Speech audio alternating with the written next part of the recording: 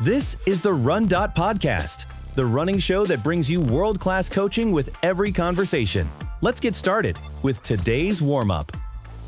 All right, everybody. Oh my goodness, 3 guests on the RunDot Podcast today. That's so fun. So Brady, you get to coach these 2 lovely ladies, huh? I do, yeah. I've been working with Amanda for just over 2 years now, and Kate and I date way back to 2017. We started working together, and we've been along for the ride ever since. Are they good students? They are very good students. Well, no, they're very good students. By the end of the podcast, we're going to dig a little deeper into that. But no, let's start with you. I feel like I'm going to get ganged up on here with 3 ladies and just me. I've got anyone to come to my defense here. I'm Zone D right now. Oh, for sure. For sure. You're definitely 1 on 3 here. But Amanda, I want to hear a little bit about how you got into this sport and how you came about having Brady coach you. Yeah. So up until I met Brady, I was kind of a twice a year half marathoner, and I would just kind of pick some random races, pick a random training program I found, and then just be like, oh, I just want to finish or do better than last time. And then I got pregnant, had my daughter, and was really struggling getting back into running. And it was something that really helped me a lot through like postpartum depression and a lot of things. And so I was signed up for a half marathon, and my friend Katie was working with Brady and RunDot, and she's like, you should really try RunDot to get kind of back on your feet into running, just see how you like it. And so I think Brady and I did a call together right before the half marathon, and you kind of just like coached me through that race. And then after that, I was like, oh, I want to do a marathon. And then we've kind of just been doing races together ever since. And so glad I got into RunDot, and so thankful for Brady because I just never thought I could be where I am today. Oh, that's so fun to hear, Brady. Way to go. A lot of PRs from Amanda, and we're just getting started. We're not done yet. Oh, I love it. Okay. Kate, tell us a little bit about your journey into the sport and then also how you connected with Brady. So, my poor husband actually, I was getting a lot of running injuries, and I think it was like 2018. There was a triathlon. So I don't know if we go as far back as Brady said, but it's definitely before COVID. Okay. It's definitely like around time. I think it was 2019, 2020, because 2018 I started triathlon. And my husband was like, I want you to sign up for this. It was at our YMCA, and there was a triathlon class. And I was like, no, I don't want to do that. I want to be a runner. But I was having some really bad experiences with the run. I had a couple bad marathons. I was really under fueling, a lot of injuries, and getting down on myself. And of course, that vicious cycle of doing things that actually made me slower, thinking I was going to get faster. I ended up joining the triathlon class. My husband said, I'll do it with you. It's fine. So I ended up going. I said, all right, I'll just give it a shot. Well, I became obsessed and let it like take over my life. And my husband just quit after the first session. But I ended up meeting like these amazing friends, and I loved it so much. And then one of my friends just mentioned, you should work with Brady. And I said, okay, I'll give it a try. And then we did a call, and Brady and I were on for like an hour talking about bicycles. And my husband was just like, all right, hire him. I don't care how much he costs. If he'll talk to you about bicycles for an hour, and you don't have to talk to me about it. Just hire him, whatever the price is. So, and we've been through a lot. I've had quite a few injuries. We just went to hopefully fixing my running gait, but I've had like 3 femoral stress fractures in 2 years. And that's along with also having a 2-year-old. And so I was obviously pregnant. So I've been through a lot of things that I thought were going to like derail me for good. And then I always seem to be able to come back stronger. So I'm really grateful to Brady for sticking with me and getting through all of these rough patches, because it's always worth it in the end. Right now I'm back to running, and I'm like, yep, like I can't give this up. They both getting ready to run a marathon. So yeah, Kate and I have been through a lot of PRs together. a lot of, she's a runner before she's a triathlete, but she's had a lot of triathlon success. She even qualified for Kona at one point, at Ironman, Maryland. She's run Boston quite a few times, qualified quite a few times for Boston. Kate's working towards a marathon right now, and so isn't Amanda. So I think our reunion will be Boston Marathon 2027, because I feel really good that if we can keep these ladies healthy, they're both going to run a fast enough qualifying time to get in with a margin. Like Kate was saying, she always, we've had our obstacles where ups and downs, and every time she comes back, she's coming back stronger. Always, she's been worried about, okay, am I going to come back? Am I going to be at the same pace? How long is it going to take me to gain the fitness? She has a great team, great medical team between Dr. Quinn, physical therapist Carrie. I'm trying to think who did the run gait analysis. What was her name, Katie? Kate? Dr. Whitney. Whitney, yep. And a lot of the stuff, when I saw Kate's most recent video, and I sent that over my notes to Dr. Quinn. Dr. Quinn sends back Dr. Whitney's notes, and she's like, "You two are aligned." I was like, "Good."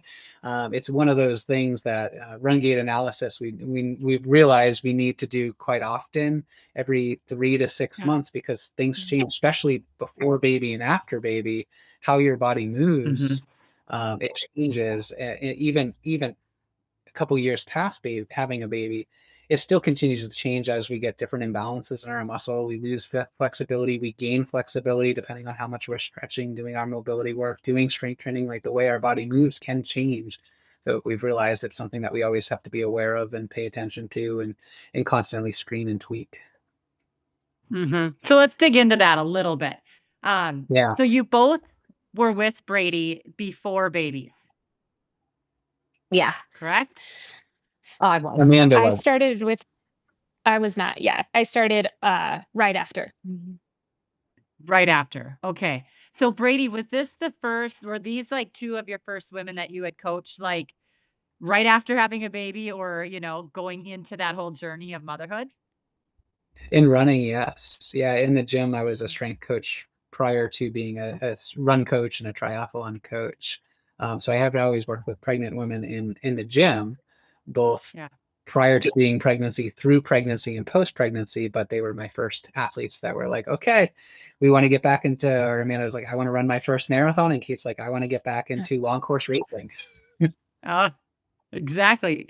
I mean, the thing is like, babies are they're scary at times, right? I mean, you think, am I going to be the same after as I was before? Not only physically, mentally, but also like, what in the world is my life going to be like? And for those of us who are athletes, it is I think it's a big commitment to say, okay, this is, especially women, we're going to change our body. We're going to go through all the different things that, comes with pregnancy. Then we got to figure out life after pregnancy. So it's a big thing. But I think when you have a good coach like you guys do in Brady, having that extra set of ears and eyes on you is so important. Amanda, why don't you talk a little bit about that, like the recovery, and then obviously having someone that has coached, and he's a dad himself. Right. Yeah. I had to get over a huge mental block when I was kind of doing things on my own postpartum. I was like, there is no way. I was running very, like, a lot slower than before, and I just didn't really quite know what to do to really get my body back. And I feel like there's so much that happens postpartum, especially when you go back to work. You're juggling work. If you're breastfeeding, you're juggling that, daycare. Like, there's just so much more to think about. So thankful when I started with Brady, we just kind of like eased back into it. And I feel like all of the doubt that I had initially of, "Oh, I'm never going to have my body back, I'm never going to have this level of fitness that I once did," very quickly diminished with Brady, especially because he's so good at explaining the science and the why of things, which is really helpful for me. Like, we need to do zone 2 for a little bit. We need to do more zone 4, XYZ. We need to work on your strength because, pelvic floor, all these things. So having someone to help me with that transition was so helpful. And I'm actually fitter now than I was and faster now than I was pre-pregnancy, which is just crazy. And I'm just so excited to keep going. I love it. How old is your baby? She's 2.5. Ooh, it's so fun. And is that Yes. one and only, or do Yes. you have more now? She's my only one right now. I would like to have more. I would really like to qualify for Boston first is kind of the goal. Okay. I love That's it. contingent on All right. Boston. Yeah. Yes. And Boston Okay. has See, a great deferral policy for pregnant women. So, there is that. So maybe the reunion won't be till 2028, but then the whole family will come. there you go. There Yes. you go. Or we Yes. still Yeah. can do like Zooms, right? We can still do reunions over Zoom. That's fine. Kate, talk Yes. a little bit about, you did kind of mention that you guys obviously were together before you were coach Mhm. athlete before baby, but talk a little bit about your comeback after the baby. Like, I always took a month off of no running. I don't know what you guys and what coach recommends, but for me, my coach and my agility coach, I had a couple different coaches at the time.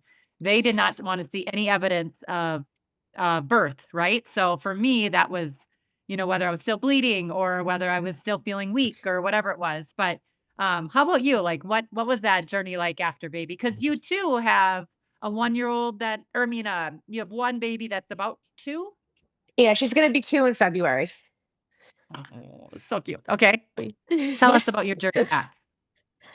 Yeah, so Brady and I were together quite a while before baby, and similar to Amanda, I had a thing I wanted to do an Ironman before I had baby. I was finding too. Like when I first started triathlon, I was like, "Oh, there's like really crazy people that do an Ironman. I'm never going to do that. Like those people are really weird." And then here I am, and I want to do another one now Oh, for sure. too, which I can't believe I'm saying, but and then I had some trouble getting pregnant. So that Okay. also kind of affected my training too. Just there was a lot of, Hmm. stress with that and depression. And then Yeah. I call Ella, my daughter, my miracle, because literally we were about to start fertility treatment and Mm. we canceled the appointment because I was pregnant like a week before. And it was very scary, especially someone, I'm someone with an eating disorder history, someone Yep. who's relied on triathlon for my mental health. So it was a really, really scary period. One thing I say, I guess it's probably a good thing, but also a warning: don't have your coach be part of your treatment team or like part of your team because like now Brady and my doctor are like best friends, and I can't get away with like anything. It really, really sucks. I can't get away with anything. And I had to take, so they were, but what was really good is I felt like it was kind of nice. Like I really did not believe in myself, but to have kind of this team of people that believed in me sort of kept me Mm. going. And I was like, okay, you know what? Like I'm gonna just see this out. Um, Yeah. and also kind of getting little things to look forward to each time. So kind of trying to make up new goals for myself. So instead of like, when I was running while pregnant, instead of trying to, PR, it was sort of like, can I run sub this while pregnant? Or can I run in Hmm. this shirt that says baby on board? Or can I just do this pregnant? Sort of thing. The return was a little rough for me because my doctor, I hope she listens to this because you just said a month off. Well, she made me take 12 weeks off, and I'm still sore with her about that. I mention it every time we see each other. Um, but to be fair, I did then end up doing a half Ironman 7 months postpartum. So all in all, she wasn't wrong. It wasn't gonna, but Yeah. but at least I was cycling and swimming and getting back to other things in that time. But that for me was the most frustrating thing, was like feeling like I had healed, but being told, well, your body's been through a lot and Hmm. um you have to wait, and that was like really, really tough for me, and tough also seeing as a lot of people return earlier, and so there's a Yeah. lot of comparisons. Every pregnancy is different, and that's been something I've had to really like try to tune out now is Yeah. this is my journey. And even I tell other pregnant people too, I've coached a few, I'm a running coach myself, and so I coach one person while she was running. I said, you can't know. And it doesn't mean you're less in shape or less of an athlete. It's just some For people sure. return faster than others, or some people can run long. Some people can run all through pregnancy. Some people have to stop. Some people find different sports easier, and there's really no rhyme or reason. So I think you're just having someone that knows you as an athlete. That's why the coaches are good, because we're not machines. We're people with lives and complex histories. I so Yeah. agree with that. Like, my coaches gave me a month, but I was a Mhm. professional runner, so it was my job. Yeah. So like there was probably a little bit more urgency to Yeah. see if I was, we were very careful, and I didn't really get back from, I didn't at that month was my first run back. It wasn't like, okay, here we go, you're gonna race. There were some athletes that I competed against that were already back a week after, but then there's other athletes that took 3 months. So I do think you're right, like, every athlete is Mhm. different, every woman is different, and it's like it is sort of on the coach and the doctor to be those people that say, "We're gonna hold you back, like, we know you're good, but we" also, one of my favorite lines from my agility coach was, "Get to know your baby." Like, this is Mhm. something especially on your first. Like, you've Yeah. never had a baby before. Like, take the time. You can run for the rest of your life, but this moment is gonna go away, and I really, really appreciated that. Yeah, I Brady, found do you have something to follow up there? I love that. yeah, I found Mm. I have two kids, but have not delivered a baby. So I can't speak to that. But I feel like prior to having a child, you have this one identity. And then when you Yeah. do have this child, you have a Mhm. new identity. Like you're never going to be that old you. You can Mhm. carry a lot of the traits from that old you to new you. But now you have a baby, and that baby is first and foremost, right? That baby is number Yeah. one. Whereas, maybe ourselves should have been number one prior to that, or maybe it was our spouse, maybe it was 50-50. Um, but we could always control when we were going to work out and how we were, for the most part, how we were going to feel going into that workout. Whereas when you have a newborn, you're dealing with being underslept, being overworked and underslept. And I don't mean like overworked, like working. It's like, working as a mom, breastfeeding, all of these things that mothers are doing. You need to give yourself grace. And I kept on reminding these ladies is, it's not about just checking off the boxes and completing the workouts because how Yeah. they're prescribed or written. It's looking at the workout and saying, okay, Brady wants me to do 4 by 6 minutes at zone 4 today, right? This is further down the road after baby, Mhm. but that means Brady's giving me permission to do up to 4 by 6. And I would remind Amanda and Kate, if you went for one and you went a couple of minutes in and the body pushed back, you were underslept, Mhm. whatever the circumstance is, just go zone 2. Look at your heart rate and go for the duration, right? The duration of the workout is going to get us to that finish line. Yeah, the intervals are going to get us there a little bit faster, but it's that consistency over time. Yeah. And if we're listening to our body and our body says don't push today and we pull back, we're going to stay healthy. Where if our body is telling us to hold back and we push forward, that's where we could get injured, right? And I would Mhm. remind that time to push is not early on after the baby. It's all this give and take. Because if you did start running too early, it's going to take longer to recover from whatever that injury was than the time off than if you just gave Yep. it those 12 weeks. Like the doctor gave us permission to swim as much as we want, to gradually increase the bike intensity. Um, Turned a lot of runners into triathletes. Amanda, Not yet. um, Well, just now if we're because of gonna be that. friends, I'll work on it. He was very good at, Okay. okay, doctor, I can't do this, I can't do this, but what can I do? And when she's Yeah. given permission to do something, she's good at pivoting and going down Mm. that other road of what can we do? Yeah, Amanda, we're teasing you about, becoming a triathlon or triathlete, not a triathlon, a triathlete. You can clearly tell I'm not one. I can't even speak it right now. Um, but I wanna know how you do it all. So, you said you came back and, you've been healthy now and you're trying to get all these big goals, qualify for Boston, do other things like that. But how do you fit it all in? How do you and Brady kind of structure your day so you can fit in this training plus be mom plus work, do all this stuff? Yeah, that's a great question. I typically have to drop my daughter off around like 6:30 and be at work about 7 at the latest. And so I have this amazing group of running moms that we go at like 4:35 in the morning. And it's kind of nice to keep each other accountable that way or just be like, "Oh, I don't have to go out on my own this morning." So that's been really helpful.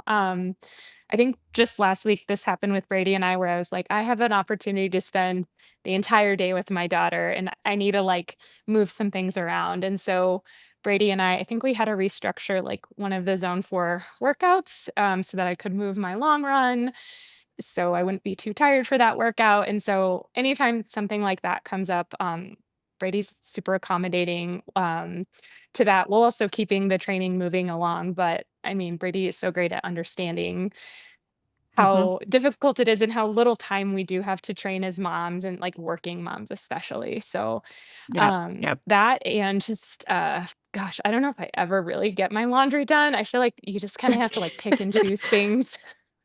Yeah. And like, sometimes there's just things you have to let go, which I'm still working on. But yeah, that's Like kind of like cloth how I started getting diapers. back. Like, do you Oh guys use gosh. cloth diapers? I had every intention, and then after a while, I'm like, "Screw it, bring on the Huggies or I whatever it is." never even tried. It, Never even tried. same. I couldn't do it. Yeah. I think we use I one That know was my once. you. original goal. Brady says one. Ah, It was, I and love then it. never again. Yeah, yeah. Kate, how about you? How do you structure your day? Yes, I'm one thing I'm fortunate. So I'm a professor. So my job has, a lot of different stressors. Mhm. But I do have a somewhat flexible schedule. So I'm not like 9 to 5 sitting in Yeah. an office with strict. So I try to really I move things around all the time. So one nice thing about being a triathlete too is I kind of just like Brady will see me moving things around all the time. I just kind of know the rule of like, no two, like I can't run, 2 days in a row or can't do like two really hard things in a row. But I'm just Yeah. constantly moving things around and kind of going when I can. Mhm. So when I get out, and it's a lot of mental gymnastics. So that's why I think the hardest thing for me is like we kind of plan, like I kind of plan out my week, and thankfully my husband is really supportive too. So on the weekends, he will do something with the baby while I do like my long Nice. run. He actually will run with her too, because now I'm not allowed to run with the Oh, stroller nice. because of all my injuries.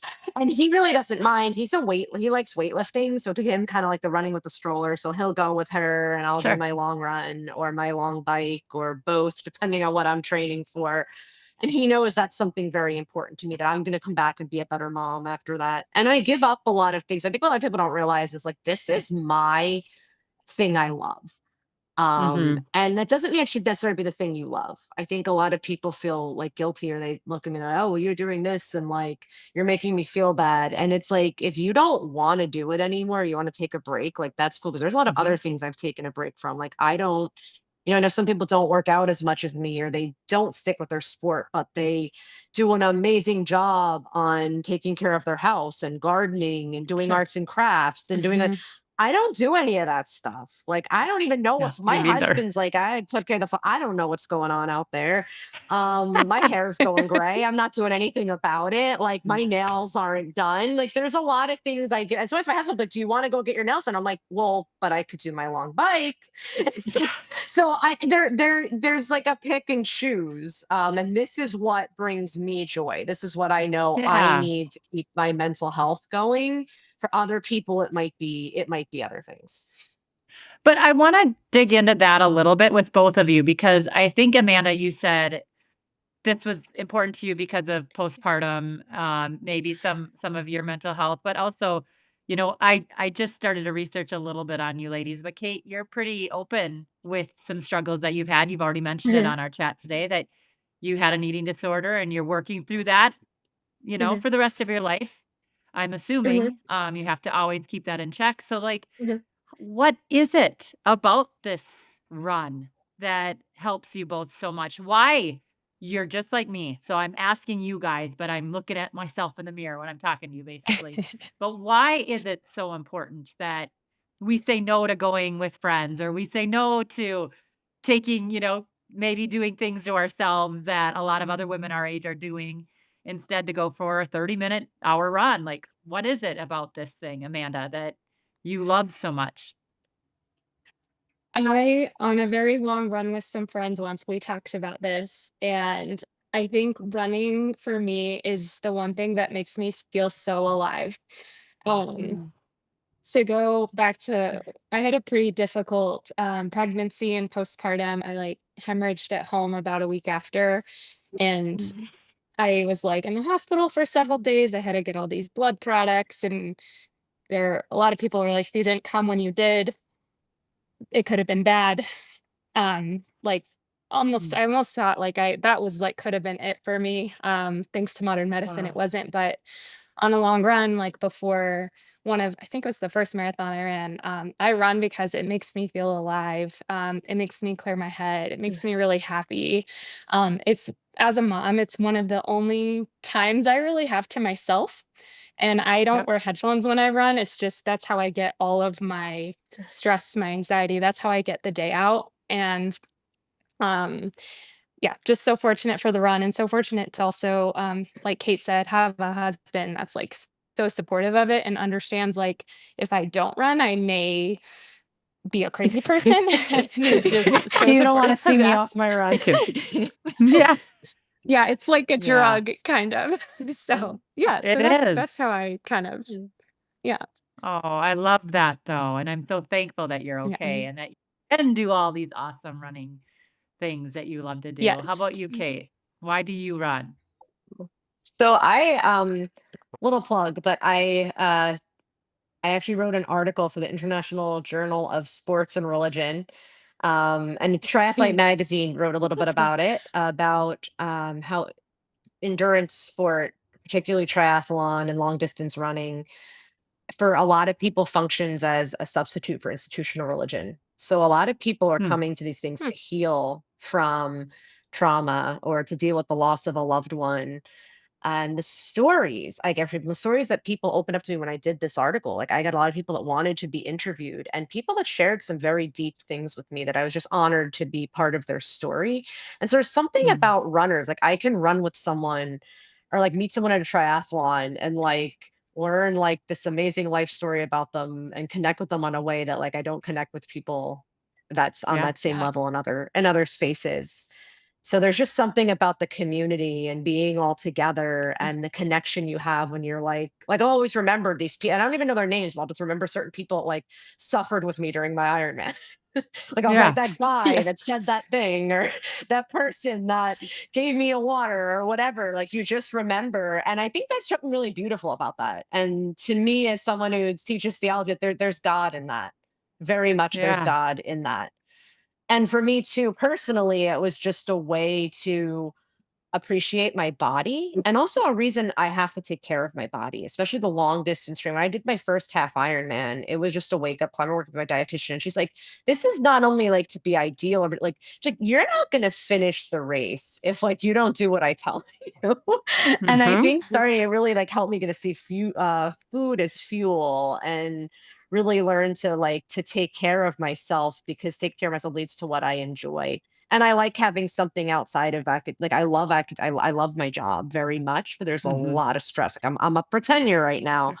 And sometimes the only way to really forget about that is to go for a really hard run. People are like, oh, aren't you giving yourself more stress? I'm like, no, because Yes. sometimes, Brady gives me something really hard. I can't Yeah. think about tenure. I got to think about I'm surviving this. And then afterwards, I feel good about myself. And then I'm kind of ready. I have like Hmm. this confidence to sort of, okay, I can tackle whatever I have to at work today, or I can go teach my class, or I could deal with whatever's going on. It's one big cycle, isn't it? I Yeah. mean, and I think too, when you have a coach like Brady, that's someone that can see what this means to you, and it's probably good for him to be listening to you ladies right now and to be reminded as a coach, like they are so important. Coaches are so important. They are more than just writing Yes. up workouts or telling you how to look at your app. Like there's something about having a coach relationship. And that's one of the things that I miss so much of being a professional athlete. I miss calling up my coach and bragging to him or her about how awesome I was that day. Like I was just talking to a college class, and I said, find people you can brag to, because how often in life do we actually lift ourselves up? Really? And Yeah. maybe every now and then we'll know, but how often do you like actually say it? And I think that was a really fun part of being an athlete. And maybe eventually I'll have another coach like Brady, Mhm. um, that says, these things that we need to hear. Like, we are working hard. Your hard work is seen. You guys can do these awesome hard things. Like, I think that's what a great coach is. And that's what I want to hear from you now, Brady. Like, hearing these athletes and hearing that you are helping them find the joy in life through a run. But, like, what does that mean to you? And why should people that train with RunDot maybe reach out to see if they would want to have a coach like you or someone else in RunDot coaching, catalog? Yeah, I love what I do, and I'm Mhm. definitely a people person. And I love working with, now that I'm a parent too, I love working with new parents. Because it's like Yeah. I was there before these ladies. I didn't get to experience what they experienced through childbirth, but I knew what it was like to be Yeah. a parent on the other side of it. And that part of letting go of who we once were, that we are no longer the most important person in our own lives. Mhm. And just reminding them that, it's about the consistency. It's about just getting out there and putting the work in. Sometimes it's just going out there without a watch and just going out and enjoying the Yeah. run, right? Connecting with nature. That, like, that I remind them, this is your time. This is your own personal time, right? This is your Mm. quiet, I call it quiet time. This is your quiet time, your permission to check out. I feel like everyone at least deserves an hour to themselves once a day. Some people read a book. These ladies choose to go out and run, and I'm with them. Yep. I just get more out of that. As tired as we could be, right, from a sleepless night or a sick little one, especially this time of year with everything going on. Uh, it's just, what can I, it's just reminding them, and myself too, is like, what is the plan asking of me, and how do I feel today? Yep. And I love, like, sometimes I get a text message from Amanda. I'm just finishing up my workout, but I work out at 5:30, and it's 6:30, and Amanda's asking me questions about her workout. I'm like, do. I'm like responding, and I'm like, wait a minute, she's 2 hours behind me. It's 4:30 in the man 4:30 in the morning. Amanda, go back to bed. Yeah. She can't. You gotta get going. She gotta get to the drop Yeah, off at 6 a.m. to work by 7. and to see Yes. to see that, like, these, I mean, Kate and Amanda are just so disciplined and so Yeah. good at pivoting and so good at, like, sharing with me, and being open with me, right? And sharing, sometimes it's personal stuff, and it's like, okay, this is how we're going to get around this, Mhm. and it's okay that you're going through this, and this is normal, and we're going to get through this, and we're going to come out better on the other side, and they always do. um, it's always reminding athletes of, at the end of the day, it's a small dip in the endurance ocean when you can't do your speed work. Like, it's not going to make or break the race, right? If it becomes a pattern for a few weeks, okay, then maybe we talk about looking at something a little further out now to buy us some time. Mhm. Um, it's a lot of give and take, but I always get excited for our calls, because, like, the first 15, sometimes 20 minutes, sometimes 30 minutes is catching up, and it's like, oh wow, okay, we got 30 minutes left. We got to get down to business here, but we want to keep, like, sharing about, like, keeping up about the kids and what they're doing, and Yeah.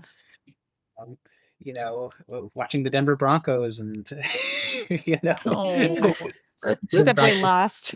We got, yeah, more Patriots fans over here, and it's just, hey, Amanda, I saw you were at the game last night. Like, that's so great.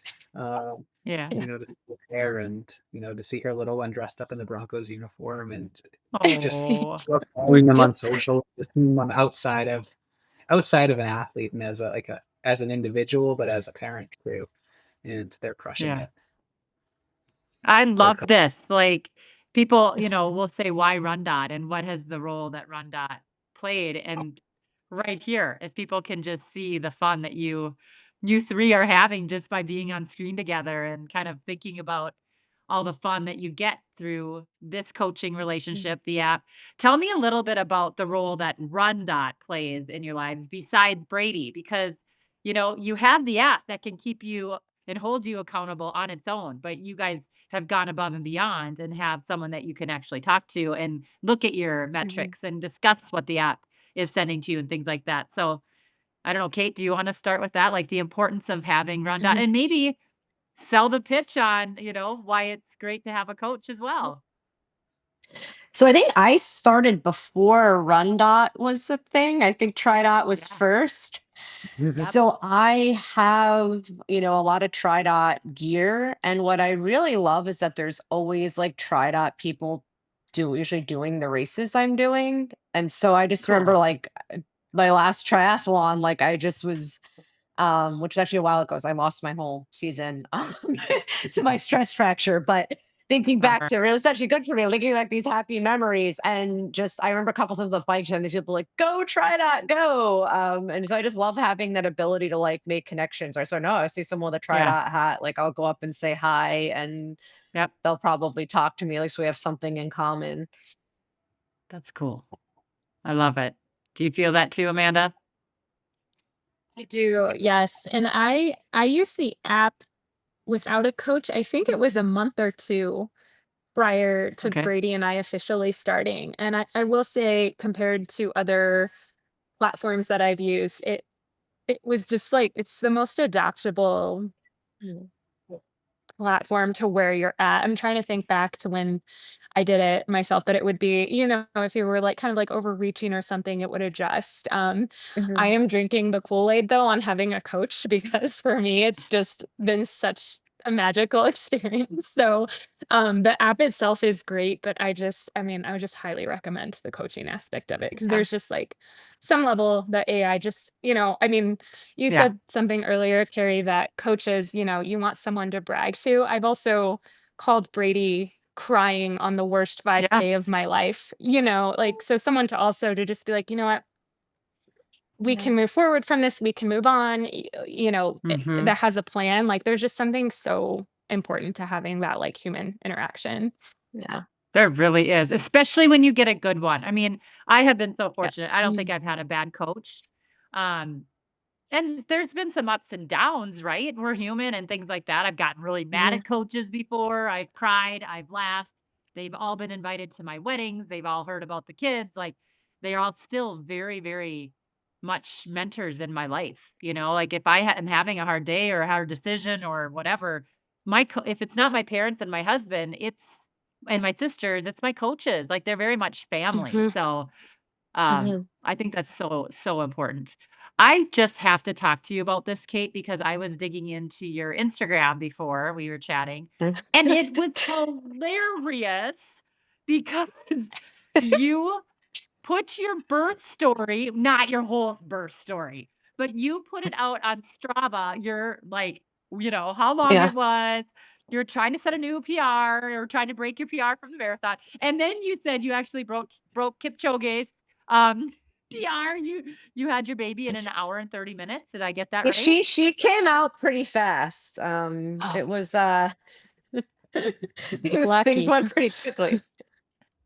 that's so funny. Like, were you induced? Was it just natural on it? Did she just come? She just came fast. My water broke in the morning and I didn't want to have to be induced. So we went for a walk, my husband and I, and Yeah. then we called the doctor and they were like, come now. And we thought we had a lot of time. My husband actually went and got himself dinner because he thought I was going to be pushing for hours. So he was apparently, I didn't notice, but he was apparently like eating a slice of pizza while, while telling me to push. So And then, yeah, it funny. just, and what's funny is I did have a pretty easy birth. Like I will be honest, I was like, oh, this wasn't so bad. But then I had terrible tailbone pain afterwards and couldn't sit. Oh, And I had a child who didn't like to sleep, like really bad. So, everybody has their things. Like a friend of mine had a really terrible birth, really big baby, but then no tailbone pain and longer sleep stretches of sleep. So like we all have our things. yeah. How was your birth story, Amanda? Was it smooth sailing or was there, some ups and downs along the Um, way? It was weird. I went into like a labor, or what did they call pre-labor or early Oh, labor, like 2 weeks okay. before, and then it stopped. Vaccinated. And then they're like, "Oh, just kidding." And so I got sent home, and then I was at Costco and then Ah, had a contraction, but I was like, "Oh, this is if it's anything like what happened 2 weeks ago, this is gonna take a while." And then all of a uh-huh. sudden my contractions were like 4 minutes apart. And my husband was on the entire other side of Denver, and my mom drove over and Oh, she's like, "I need to take you in." And I was like, "No, there's a plan, like, Tyler's gonna come home, everything's fine." And then we got uh-huh. there and I had this, like, plan, like, "Oh, I'm not gonna do any pain meds." And I got there, and my husband was like, "She Oh, doesn't want anything." And I was like, "Nope." I was like, full epidural, everything. So, I was in yeah. labor for, like, 8 hours, I think. So Oh, but yeah, I had an epidural, so it was great. it's funny that you mentioned that. I was for my first one, Ruby came on April Fool's Day, and she was due on April 11th, which is our wedding anniversary. And I was Yeah. in Target talking to my longtime training partner, and I started to laugh, and I thought like I just peed my pants. I was like, "Well, I have this big belly, like everything's riding on my bladder right now." It's just like whatever. So then the day goes by, and I'm like, "Oh, it kind of feels like my back is funny." Like I was not expecting to go early, and it's not really that early, but it's 10 days. So I was like, "Now this is nothing." Well, I ended up calling the hospital, and they said, "I think you should come in. Your water could have broke a little bit, like you could have like a slow break, and we need to make sure that that's not the case." So I called Charlie, my husband, and he finished up the workday, and he was going to pick out his twins season tickets with his brother, the Twins, like the professional baseball team Mhm. here in Minnesota. And so I was like, "Okay," and then he ended up coming home, and I still was like, "Okay, I think we gotta go, like, I think I gotta go in and get checked." And we were just both being nonchalant about it, and he was like, "Well, let me just jump in the shower." So then he jumped in the Oh my shower, and gosh. then we went, and sure enough, my water had broke, and they had to start me on, a Pitocin drip, I guess. It took over 24 hours, and within I think 30 minutes of actually having her, the doctors left the room and told me I could not sneeze, I couldn't cough because it went from like 0 to 60 in a second after having my epidural. Like, I Oh wasn't my dilated, gosh. nothing was happening, and then boom. So, and then within, I think 3 pushes, she was out. So, I don't know. Us athletes, we go fast once it's really we're there and we're ready to go. So, it's so fun. Every story is so different. Coach, do your athletes that have babies call you up and tell you all the details like we just did? The glory details. Yeah, I hear some of it. I was there in the hospital room myself. Tell me a little bit about 2026 now. I wanna hear from all 3 of you. I wanna hear what your goals are, but I think I'm gonna start with Coach. Like, Coach, when you look at these 2 ladies and you know that next year is another year, a big year, hopefully, we're all back on the healthy train. What do you think of? What are your hopes for Amanda and then for Kay? Yeah, that the both of them, yeah, keep their balance, keep a love for running. I know it's the both of their outlets. It's their happy personal time. Um, they're very good at sharing with me and communicating with me so that I can help tailor the workouts. Yeah. Or just, oh, you've got a hard day today and your baby's sick and you didn't sleep really well, and you're asking me, should I go do this hard workout? No, let's pivot and shift. Let's move things around. We got time. We're Mhm. not, we're not at a critical point in our training where, let's like Amanda last week or 2 weeks ago where we moved her long run to Thursday and we kind of shifted things around because I said, oh, you don't really want to do this really hard. I really want you to do this zone 4 workout, but I don't want you to do it 48 hours after you just did a long run with intervals. Like let's push it to Monday. Let's make this we can shift things around to still stay on course and still track. They're both making incredible leaps in their fitness right now. They're both in race preparation phases now, so we did a great job with the development phase, and I love the development phase because that's where I'll go in there and I'll let RunDot run itself a lot, and then sometimes I'm like, okay, let's spice things up a little bit. Let's get you on the track for the next couple of Tuesdays or next couple of Wednesdays, or in this case it's Thursdays, because she strength trains on Tuesday, easy run on Wednesday, hard run on Thursday. really want you to, be as fresh as you can for these workouts, because this is what's going to increase your aerobic capacity. This is what's going to get you up. Um, I've held Amanda back quite a bit in terms of like how many A races she can do, because she has this, has this goal to eventually qualify for Boston. That's why she hired me 2 years ago. When she came, her threshold pace, like her 1 hour, if I say go run as hard as you could, she would run a 9:30. Mhm. That's like is like zone 1 pace for Amanda now. In 2 years, Yay! Yeah. our health goes back into how many big races she could do. I mean, she's done half marathons, but we've always put those in as C races where I'll give her enough volume to cover the distance, but not race it at her full potential, if you will, because we have that Uh-huh. eyes on the prize of qualifying for Boston.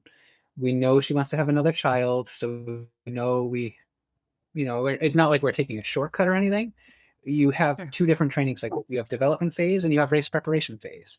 The more time you spend in race preparation phase, you're still going to get faster. You're just not going to get faster as quick because you're building stamina for a race. So if she's doing 2 marathons in a calendar year, well, 6 months of that she's going to spend in race preparation phase.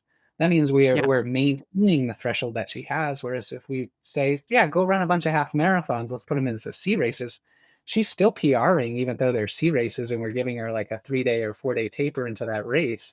She's still running Mhm. PR. She's not her full potential, where full potential might be 98% of her threshold pace. We're running at 96. Getting her fresh enough to run it. Um, but at the end of the day, we want to move that needle. We want to get her, her engine size bigger, and then her fuel economy comes later.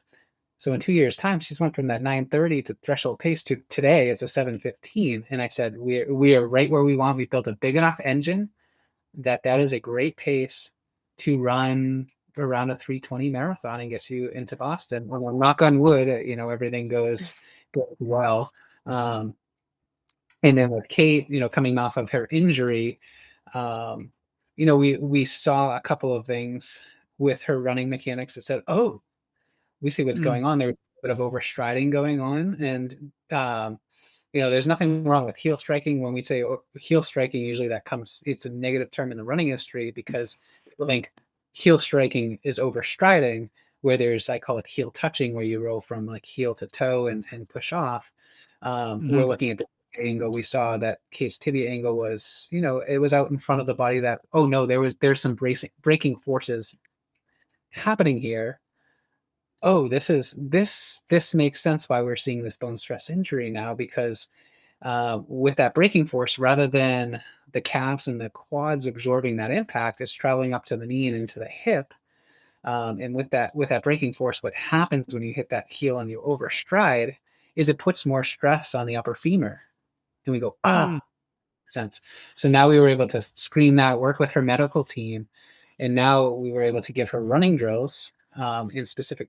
She's not getting her strength from me right now; she's getting it from Carrie. But I'll get a running video from Kate, and I'll message Carrie and say, "Hey, I this is what keep I'm." forgetting to do that. Yeah. So it's don't be friends with the medical team. No, no, it works great because I can go right to Carrie. "Hey, Carrie, here's what I'm seeing with Kate's run right now. If she wasn't with you, this is what I would be having her do. What Yeah. are your thoughts?" And she goes, "Great. We're covering that right now. I love that suggestion. We're going to work that into her routine." And Kate's just she's excelled since this injury.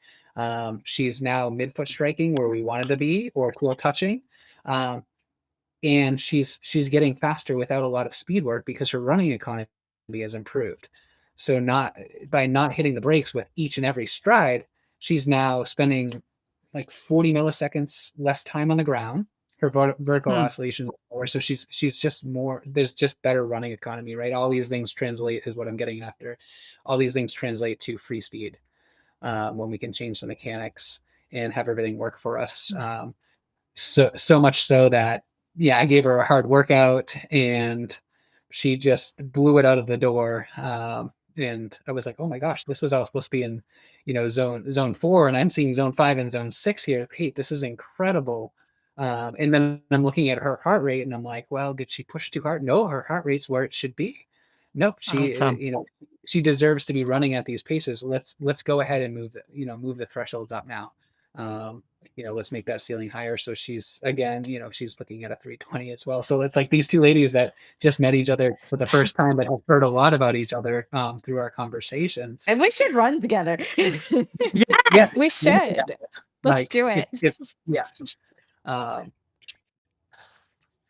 They're looking at, they're like the same pace, but they're training. Well, Kate's a triathlete too, but when Kate's training for a marathon, I generally will have Kate run 4 days a week, which we're almost to that fourth day of running. I told Kate she's got to earn it coming back from the injury, and we're there. And even though Kate's running 4 days a week and Amanda's running 4 days a week, and they run at similar paces, I know what I know what moves the needle well for Amanda, and I know what moves the needle well for Kate. And they're two totally different things. So their training plan, if you took out swimming and cycling and just had Kate only run, their run training would look totally different. But they're running almost the same pace because of what their bodies can do. Sure. Yeah, that's great. And I think that's too why RunDot is so good, because you can see those different metrics, and all of us are different that way as well. Not only do we have different birth stories with every child, but when we run, we're all different as well. RunDot has this thing called it has a training stress profile. And when I go in there and look at, you have training stress, weekly training stress per workout, training stress per week, training stress per month. And this is what's part of the AI that's driving the training, is looking at all these things. They have different training stress profiles, and that's what RunDot is prescribing their training around. And they're progressing at like the same rate because they're at the same pace now, even though their training's different. What works for Kate doesn't work for Amanda. What works for Amanda doesn't work for Kate. Sometimes we pull from that stuff that's working for Kate. We give it to Amanda to build more stamina. We pull from what Amanda's doing. We give it to Kate. That's going to increase her speed.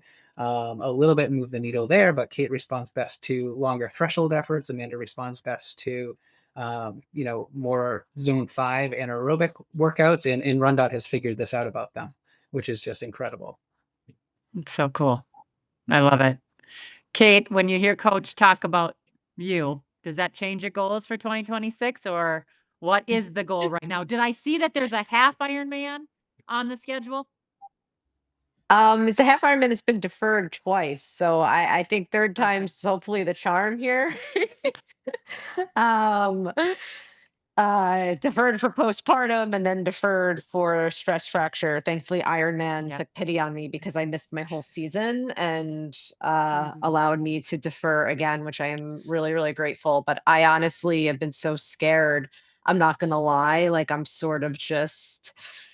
I'm really enjoying running right now. I can't believe I trusted the process. I really didn't think I was going to fix my gait. Like, I just kept doing all these things. I was crying in a lot of sessions with my PT and with my doctor. And I'm like, this isn't going to work for me. And then we did the gait analysis, and it was, and things feel good. But I still am struggling with like being honest about what my goals are, because I'm very scared after losing my whole season.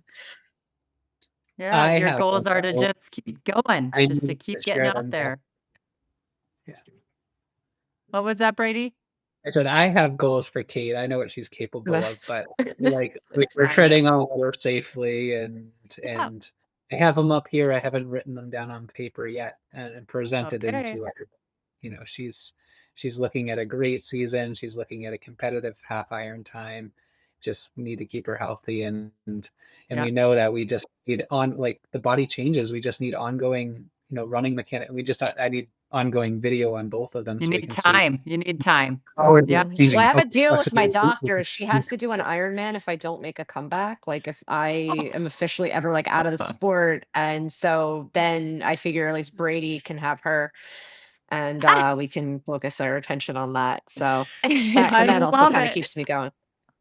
I love how you work. Okay, Amanda, I know you said maybe 2028, but when you think of 2026, what do you think of? I think the biggest thing right now is I'm working on being confident in these new zones. Okay. I have a half marathon, a sea race, January 10th, and Brady told me what the goal time was, and I was like, "What? Are you sure? That can't be right." And so Brady has been giving me a lot of confidence building workouts. So Nice. I'd be like, you can run a 7:30 pace for however long. And so I think the fitness for me is feeling there. I think it's kind of this mental component of like looking at my watch and seeing these splits and being like, oh, okay, we have Ventura Marathon on the books February 22nd, Hmm. and just being comfortable and wrapping my mind around those paces and just being like a little more confident. Yeah, I love it. Okay, as Yeah. we wrap, I'm going to ask you all one cool down question. And I want to know what your advice would be for a running parent. Like one tidbit, nothing long, not a bunch of them, Mhm. just one tidbit on advice for a running parent to be able to get out the door, whether it's a stroller, whether it's a piece of gear, or is it something you eat? Like, what is it that you guys think of when you think of being a parent that runs? Amanda, go.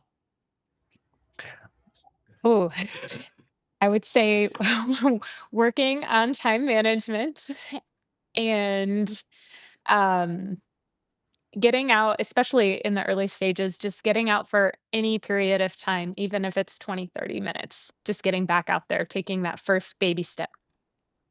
I love that. Okay, Kate, go. I think I did my first 5K back in November, and I think the thing is look for the joy. There's actually a lot of joy in parenting that makes you a better runner mentally. Mm.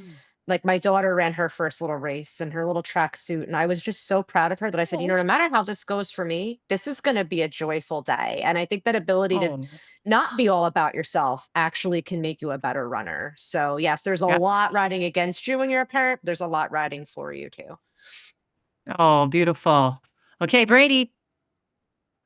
Being adaptable, right? Rolling with being adaptable. I mean, and by that I mean rolling with it, right? We're not every day is going to be a good day, but Hmm. at the end of the day, did we move our bodies today in some way, shape, or form? Whether that's Yeah. supposed to do intervals and I go easy because that's what my body tells me, or I feel good today, but I only have 30 minutes, so I'll do my warm up, I'll do my intervals, and I'll cut it short.